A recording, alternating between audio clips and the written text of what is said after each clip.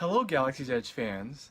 In this video, I'm going to tell you about Savi'S workshop, its secrets, and how you will be accessing it when Star Wars Galaxy's Edge opens.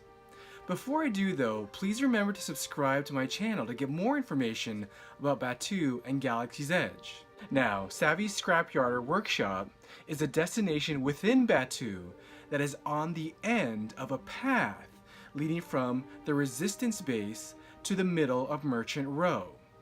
Savi was a friend of Lor San Tekka and a believer in the ideals of the Jedi Order. He is the first of those who now call themselves the Gatherers, who have dedicated their lives to restoring balance to the Force.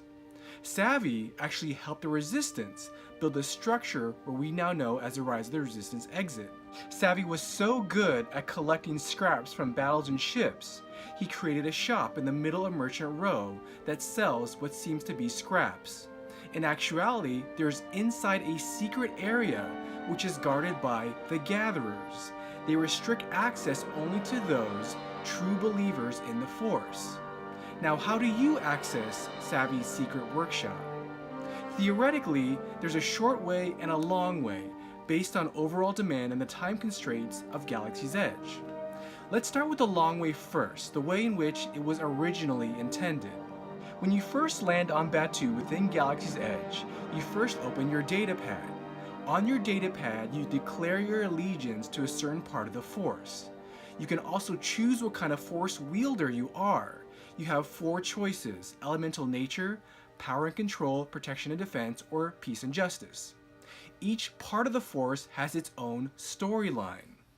You can then complete your storyline through tasks that are specified in your datapad.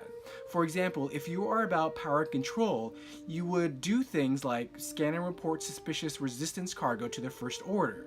Now, it's a very different storyline for every part of the Force based on what you chose as a Force wielder. And the task would change even if you wanted to do the same storyline twice. After the end of your storyline, you would then get a special pin. That pin is your key to access the secret area of Savi'S workshop. You would present that pin to the Gatherers. When you get that pin, at that moment they declare you a Force wielder and send you to Savi'S workshop. Now, once at Savi'S workshop, you would present that pin as your key to enter the secret area. Remember, each pin represents a different type of Force wielder. Once you enter, they first let you choose your Kyber crystal. Within the crystal will be a hidden Star Wars character.